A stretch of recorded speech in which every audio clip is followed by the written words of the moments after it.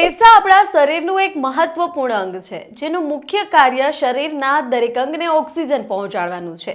શહેરોમાં વધતા પ્રદૂષણ, ખરાબ ખાનપાન અને જીવનશૈલી અને સતત ધૂમ્રપાનને કારણે ફેફસાને લગતી અનેક બીમારીઓ થઈ શકે છે. ક્યારેક ફેફસામાં ઇન્ફેક્શન એટલું વધી જાય છે કે ઘણી ગંભીર બીમારીઓ થઈ શકે છે. જો ફેફસામાં કોઈ પણ પ્રકારનું ઇન્ફેક્શન થાય તો તે ટીબી, આસ્થમા, ફેફસાના કેન્સર જેવી ગંભીર બીમારીઓનું કારણ બની શકે છે. તેથી ફેફસાને સ્વસ્થ અને મજબૂત રાખવા ખૂબ જ જરૂરી છે. ફેફસાને સ્વસ્થ રાખવાની સૌથી સરળ અને અસરકારક રીત યોગ છે.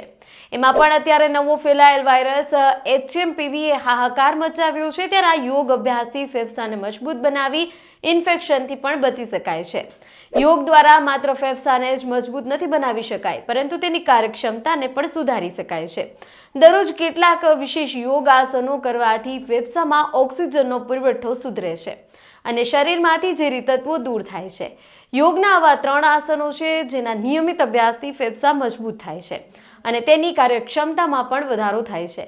તે આસનો બાલાસન, વજ્રાસન અને પવન મુક્તાસન છે. આ તમામ આસનો કરવાથી ફેફસાને મજબૂત બનાવી શકાય છે.